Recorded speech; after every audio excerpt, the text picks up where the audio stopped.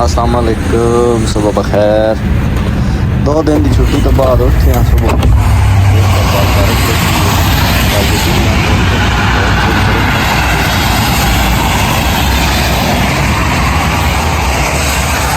बारिश लगती रही है, ठंड लगी है, हीटर चलाया सुबह सुबह।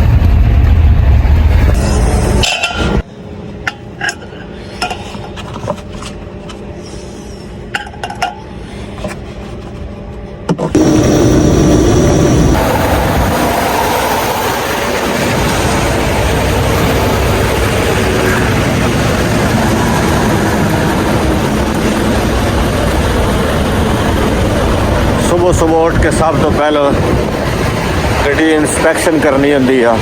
सारी गड्डी दी लाइटां, इशारे, फिर बैक डोर खोल के चेक करो ताकि सामान अंदर ठीक है, साइड तो गड्डी दी कोई चादर वगैरह तो नहीं पाड़ गया, क्योंकि सुबह सुबह उठ के इंस्पैक्शन ज़रूरी है।